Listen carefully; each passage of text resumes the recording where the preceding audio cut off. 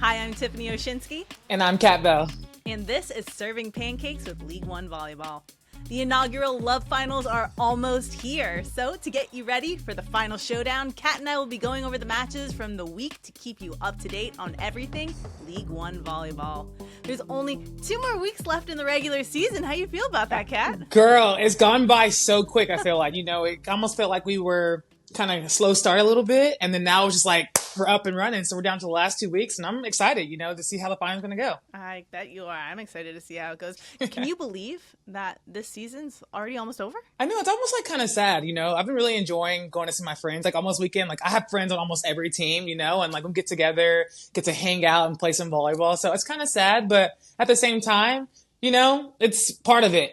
And then finishing the season and trying to get to the win and get that championship title. Isn't it going to be a little bit different for you this year, too? Because, instead of coming home from overseas, you're already home. Yeah, it's the best feeling ever. Actually, so last time I was in Louisville, I won national championship. So I'm trying to ride on those good waves of going back there, So, yeah, it feels great to be able to just be at home and see my friends and my family. And, yeah, just to be here. I'm very, very happy about it.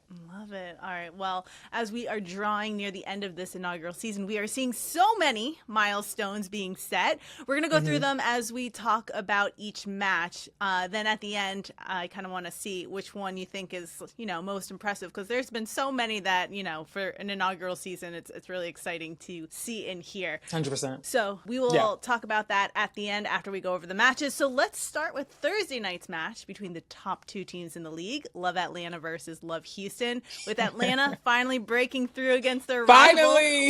Finally!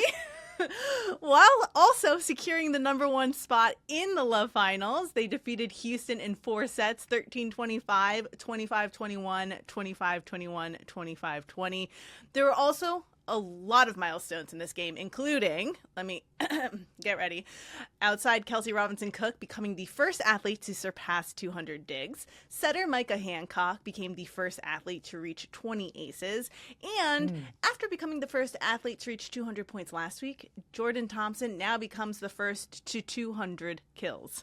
So that's a lot that happened in that match. But let's go back to just the match overall. What adjustments did Atlanta do and make after that tough first set to turn things around? Honestly, I think just being consistent and playing defense. Kelsey is an amazing defender. Even look at the stat sheets, you can tell from all the teams, all the outside hitters and liberos across the league.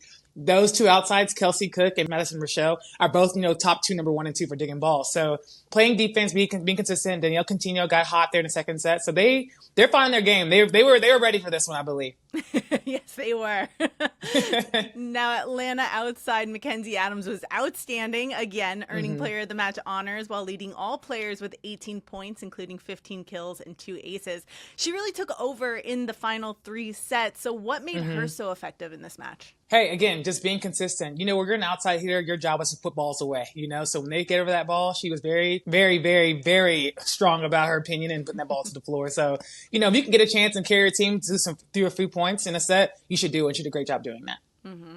And we saw Atlanta's defense step up in a big way. As we said, Kelsey Robinson-Cook was the first player to reach 200 digs. She led all players with 16 digs, and the team's overall reception in general improved as the match went on. So how did that defensive effort help fuel their offense? Just being in transition, keeping balls off the floor is really important. You can get the ball off the floor and get the ball to your setter, and you get a chance and opportunity to get a kill. So, I think defense always wins matches. That's one thing they teach us in college, that if you can defend a ball and get a good transition set into system, it's going to work every single time. There was that one play, speaking of just trying to keep the ball off the floor. Was it Kelsey, I think, or was it Mackenzie Adams who had the little kick that that was Madison Kingdon Rochelle. That was her on the Houston team. Yeah. She was like, ah! I could hear her voice in my head, so it was great.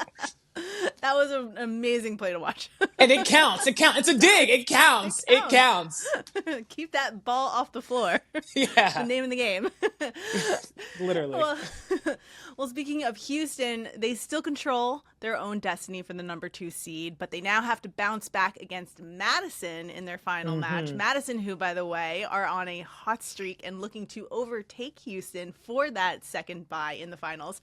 How do they regroup after this loss to make sure that they enter the playoffs strong? I mean, just continue being who they are. They have Micah, they have JT, they have Madison, they have probably the rookie of the year for sure. Just continue being their dynamic team that they are.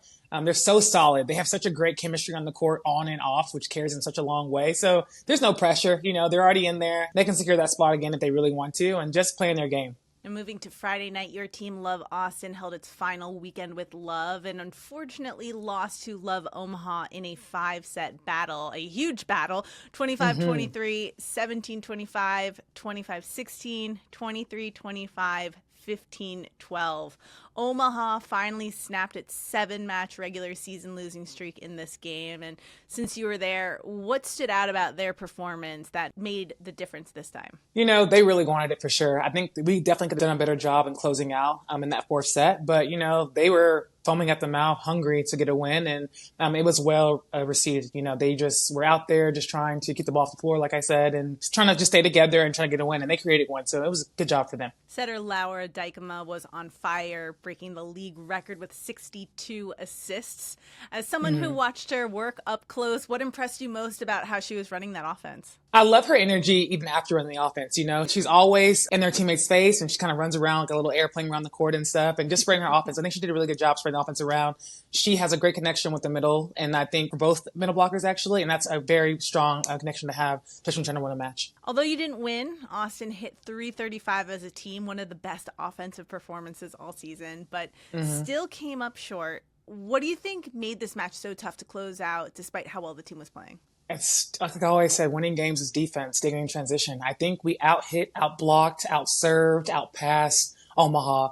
Only thing that we did not do was out-dig them, and that was probably the part of it. It's just trying to get those balls off the floor and be able to create a transition swing. Well, that match had so many back and forth moments. Uh-huh. What was the energy like in the huddle, and what were some of the key things being said about trying to get over the finish line? Because you guys were in a new gym, new energy. So what was kind of going on? I mean, that gym was rocking. We're playing in San Marcos at the Texas State gym this weekend, and we had so many fans come down from Austin to San Antonio. It was almost like just a right in the middle melting pot. I think we had about 3,000 fans come in, and it was loud, it was rowdy, it was fun, it was live. And it also can help you you'd want that to kind of help you carry you into a match. But again, during the huddles, we're just kind of talking about just trying to be consistent and just swinging out of systems. Being honest, our outsides just have to do a better job in controlling that ball and keeping it in the court when you don't have a great swing, and just trying to be more aggressive in the really clutch type moments.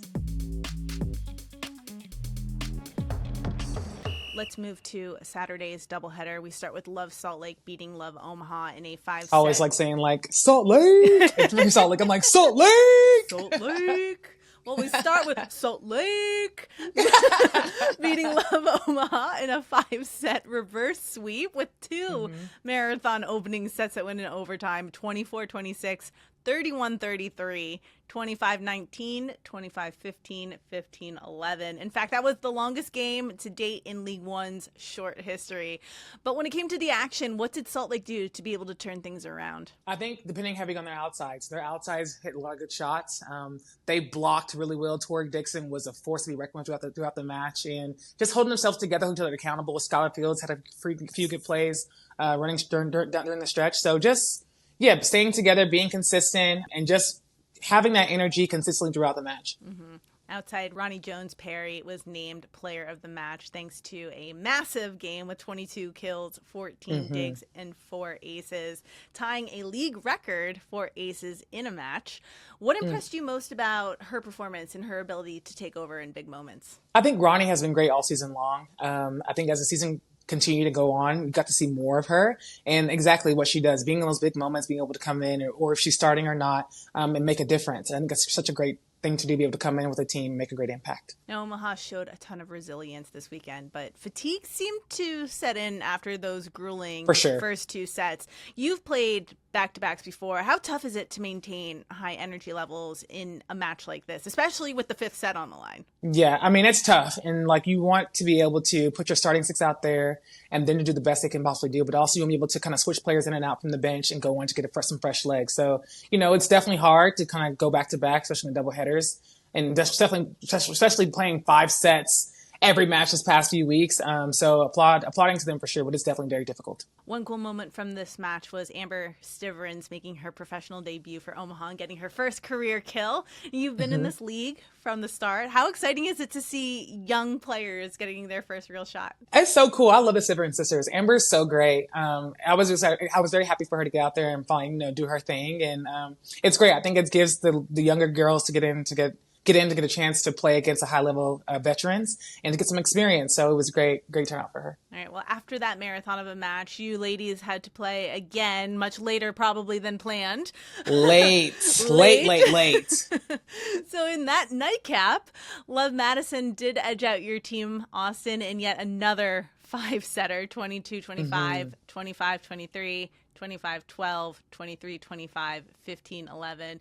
Your squad started strong, took a tough third set, then nearly pulled it out in the fifth. What was the biggest difference down the stretch that allowed Madison to come away with the win? They were just maintaining that energy, and obviously Annie is just her. She's a phenomenal athlete. And to be able to carry her team on her shoulders at the end of a set in the fifth and to be that dynamic spiker and be just so resilient, it was amazing for them. And I think Annie Drews is just such a great opposite and such a great opponent, such a great teammate, such a great scorer to have for the Madison team. Mm-hmm. Well, speaking of Annie, she had a record-setting night with 28 kills. Now, as an opposite yourself, what makes her such a difficult player to stop? And when someone is in a rhythm like that, what is the best way to try and slow them down? I mean, what makes it difficult to slow somebody down like that is obviously she's a vet. She's very experienced. She's played some of the best teams in the world. And she's a lefty, so she has so much range and so much court, and she's so strong. She has a whip of an arm. So it makes it hard. As a blocker, you want to pick really good spots, but she has a great vision, and it's almost hard to slow her down. It's almost like, okay, we have to give up one spot. We're going to block her line.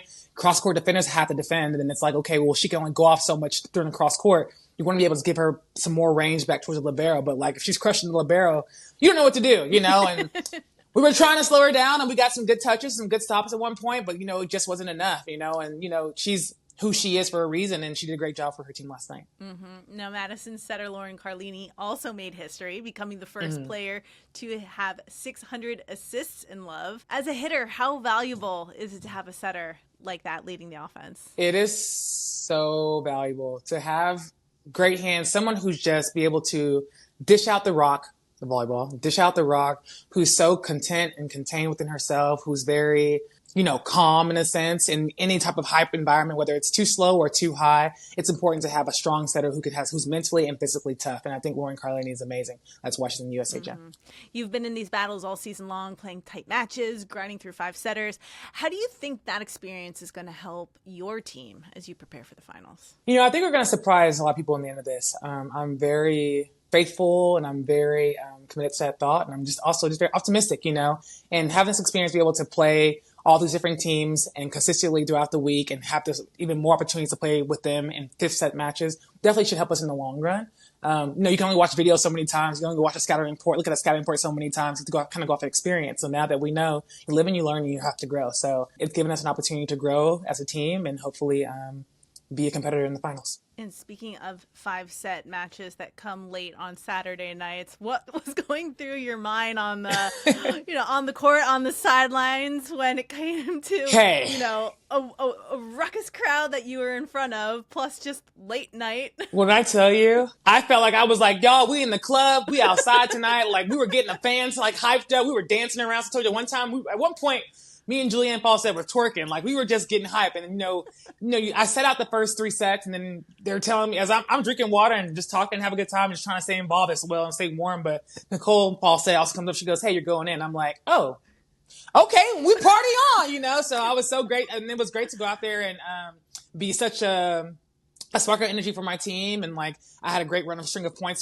during the 4th and 5th set. So, being able to win that 4th set with the team and compete very well in the 5th set was great. So the gym was amazing. If, next year, if they wanted to move our home matches to the Texas State Arena, I'm driving. It's an hour from me, but I would take that drive because it's worth it. The environment, the atmosphere was great. It was so great. We'll put that on the docket for next year's owner meetings. I also want to shout out to the fan. They put him on the Jumbotron. He had a sign that said, "Khat Bell is a national treasure." And I was like, oh, that is so nuts. You are a national treasure, Khat.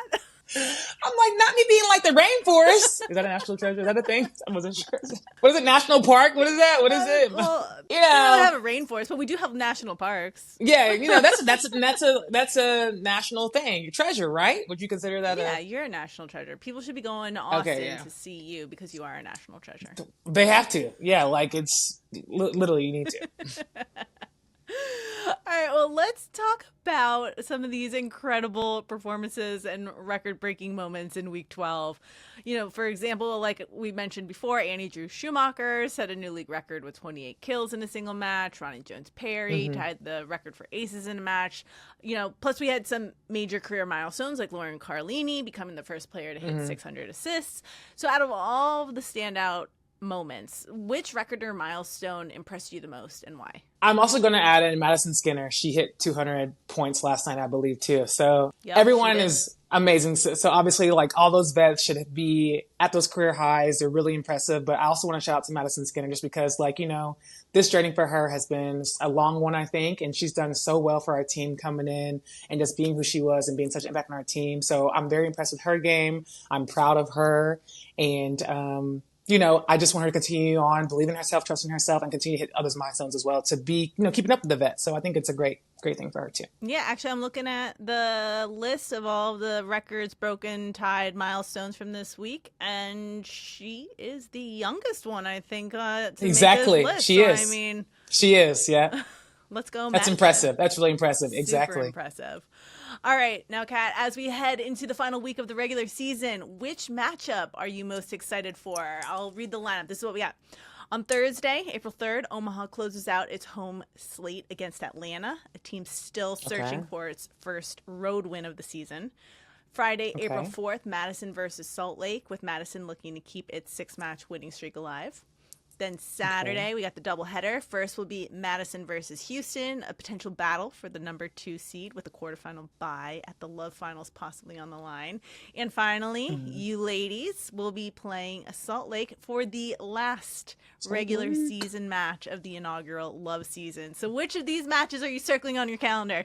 I'm circling the Madison versus Houston match. All majority of my friends are playing on the Houston team, and so they're going to crunch that second place spot would be great. So I know Madison, Rochelle, I know Micah, they think come out, and JT, they're bringing out the gun. So I'm excited to watch that match. What about you? I'm 100% on board with that. I'm very excited to see what happens because this one has true implications when it comes to the finals. So we will see what happens. I'm excited. We will see.